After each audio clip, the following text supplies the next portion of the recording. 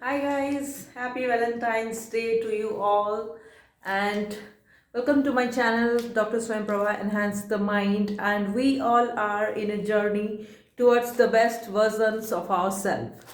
So this was Valentine, the last week was Valentine weeks, and everybody was in a very most of the people were in a very good mood, but my inbox was like filling with sudden kind of messages that ma'am, we don't there are certain messages, there was a specific pattern that I observed, and I wanted to discuss on that today. So a lot of messages like being from young people, from like both young and middle aged, you can say. There was a problem known as lack of interest, or that what we call as apathy in the psychiatry world. So most of the people complained that they didn't have the energy right now to do certain things that they used to enjoy before, or they lacked the interest in doing things that they enjoyed before. मतलब पहले जिन कामों में मज़ा आता था, अब उनका वो काम करने में इतना अच्छा नहीं लगता है, या पहले जितनी एनर्जी बॉडी में रहती थी उतनी नहीं रहती है, या पहले जितना एंथुजियाज़म रहता था लाइफ को लेके, चीज़ों को लेके, उतना एंथुजियाज़म नहीं रहता है. तो क्या ऐसा करें जो वो पहले जैसा एंथुजियाज़म, वो पहले जैसा एनर्जी चाहिए लोगों को. तो this problem, too many people have like mailed me about this problem, so I wanted to discuss this in a video. So ये क्या है, ये क्यों ऐसा हो जाता है कि at certain stage of life हम लोग बहुत एंथुजियास्टिक रहते हैं, सब कुछ करने का मन करता है, सब कुछ अच्छा लगता है, हर चीज़ में एक अपॉर्चुनिटी, एक होप नज़र आती है, और फिर ऐसा क्या हो जाता है कि in certain phases of life कुछ भी अच्छा नहीं लगता है, किसी भी चीज़ में होप नज़र नहीं आती है, अपॉर्चुनिटी नज़र नहीं आती है, हर चीज़ में एक नेगेटिविटी नज़र आता है. कोई भी कुछ भी बोलता है उसमें हम ये सोचते हैं, कोई भी कुछ भी करने को बोलता है तो हम सोचते हैं अरे यार एक और काम बता दिया, एक और काम कैसे करें. हर छोटी छोटी चीज़ लोड लगने लगती है, अरे सुबह उठना है, काम पे जाना है.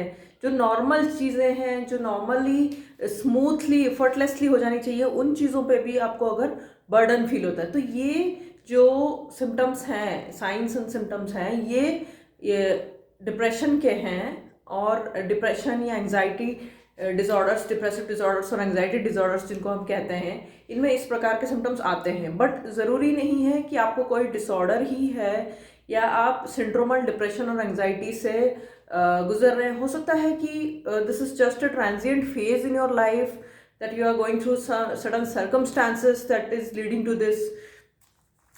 तो मतलब डिप्रेशन दो टाइप के होते हैं, एक्सोजिनस होते हैं, एंडोजिनस होते हैं. एक्सोजिनस डिप्रेशन यानी कि जैसे कुछ घटना, कोई घटना हुआ, कोई स्ट्रेसर रहा. सपोज आपका कोई जॉब इंटरव्यू, कोई एग्ज़ाम आपने दिया था, वो नहीं हुआ, या कोई नियर एंड डियर वंस की डेथ हो गई, या कुछ ऐसा फाइनेंशियल बड़ा सा फाइनेंशियल ट्रबल आपको आ गया. तो ये सब चीज़ें एक जब एक स्ट्रेसर होता है एंड उसके बाद आपको ऐसा फील होने लगता है, तो it is known as exogenous depression. पर एंडोजेनस क्या होता है, there is no specific stressor but still you have that genetic predisposition. आपकी फैमिली हिस्ट्री में डिप्रेशन है, आपको जेनेटिक प्रीडिस्पोजिशन है, तो सडनली आपको ऐसे फील होना स्टार्ट हो जाता है, and you can't figure out why this is happening. तो if you are suffering from this kind of problems, जिसको हम एपैथी कहते हैं, एनहेडोनिया कहते हैं, तो please go and consult to your nearby doctor, your nearby psychiatrist, or they will surely help you out. But if you cannot, then I'll give you simple tips and tricks of how to deal with it.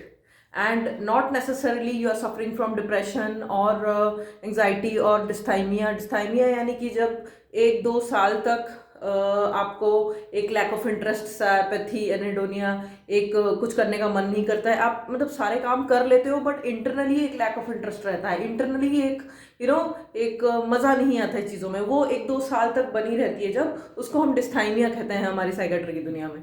तो ये सब चीज़ें ज़रूरी नहीं है आपको हो, पर अगर आपको ऐसा लग रहा है तो please to consult a doctor. But कभी कभी बिना ये सब इलनेस के भी एक ट्रांजिएंटली किसी किसी को ऐसा फील होना बहुत नॉर्मल है, because human mind is not a stable entity.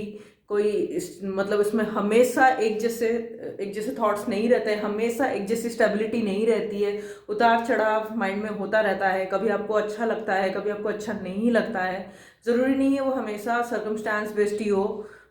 कभी कभी in the same circumstances you feel good and in the same circumstances you feel bad. And बहुत सारे कनेक्शन जो हमारा मूड रहता है, the connections of our mood is with our biology, our biological cycle। तो mostly जो मैंने observe किया, बहुत सारे लोगों में एक पैटर्न रहता है कि उनका मूड जब ठीक नहीं रहता है, may be in basically in females it is connected to their menstrual cycle, और जिसको हम प्री मेंस्ट्रुअल डिस्फोरिक डिसऑर्डर कहते हैं या प्री मेंस्ट्रुअल डिस्फोरिया कहते हैं। Just certain days before of the cycle they tend to become irritable and crying spells are there and mood doesn't remain stable etc। तो ये सब चीज़ें बायोलॉजिकल साइकिल्स के ऊपर डिपेंड करती हैं, and also our routine affects our mood very seriously.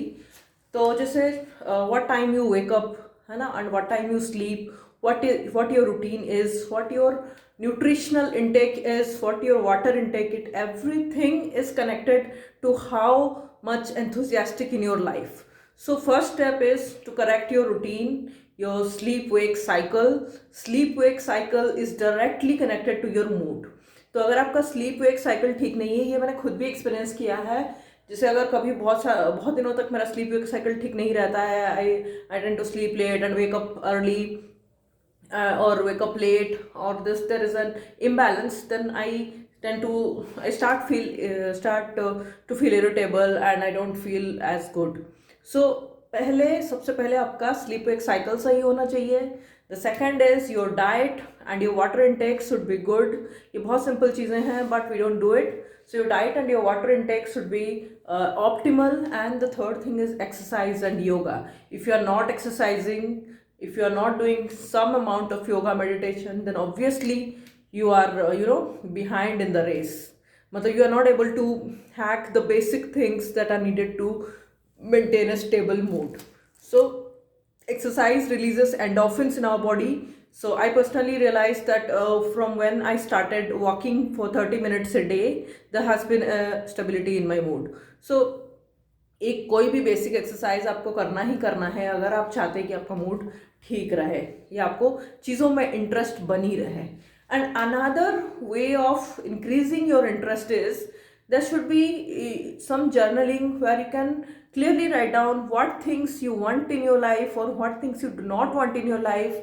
And अभी मतलब कई बार क्या होता है, लोगों को समझ ही नहीं आ रहा होता है कि उनके लाइफ में चल क्या रहा है, तो उनको इंटरेस्ट कैसे आएगा, तो वो क्लैरिटी नहीं रहता है। There is no clarity in their vision of their life. मतलब क्लैरिटी ही नहीं है कि हमें क्या चाहिए और हम क्या कर रहे हैं। तो ये सब क्लैरिटी तब आएगा जब आप थोड़ा सा टाइम अपने लिए निकालोगे और पेपर पेन लेके बैठ के थोड़ा सा एनालाइज करोगे कि क्या चल रहा है। Is it in sync with what I want in my life, is it in sync with my long term goals. या हो सकता है आप इन सब चीज़ों से बहुत पीछे हो, अभी आपका कोई गोल ही नहीं है, अभी आपको कुछ मतलब आपने ऐसे कुछ सोचा ही नहीं कि लाइफ में क्या करना है। तो now is the right time to start thinking of where you want to take your life। So accordingly you can plan what activities you are interested in and what activities you are not। ज़रूरी नहीं है कि आपको जो सारे लोग कर रहे हैं आपको उन्हीं चीज़ों में मज़ा आए। हो सकता है जैसे किसी किसी को घूमने में मज़ा आता है, किसी किसी को बैठ के बुक पढ़ने में मज़ा आता है, किसी किसी को कोई सा पर्टिकुलर गेम खेलने में मज़ा आता है, किसी किसी को गार्डनिंग में मज़ा आता है। तो आप ढूंढो वो चीज़ जिसमें आपको मज़ा आता है, जो चीज़ आपको खुशी देती है, जो हॉबीज़ है या लोगों से मिलना या कुछ क्रिएटिव करना। जैसे मुझे यूट्यूब वीडियोस बनाने में बहुत मज़ा आता है, मुझे या नॉट पर्टिकुलरली यूट्यूब वीडियोस, मुझे स्पीकिंग में बहुत मज़ा आता है। जब मैं कुछ बोल रही होती हूँ I enjoy that process. So it is a kind of mood elevating for me. So search what things interest you the most and make a list of that. तो जब भी आप and find out time for that. तो जब भी आपको थोड़ा भी टाइम मिलता है, go do that thing, find out time for your self and find out your interest. And I hope this video will help you to find what things interest you in life and how you can remove the lack of interest, the apathy and adonia from your life. But remember, if you're suffering this from a long time, do not forget to consult us, the psychiatrists. Thank you.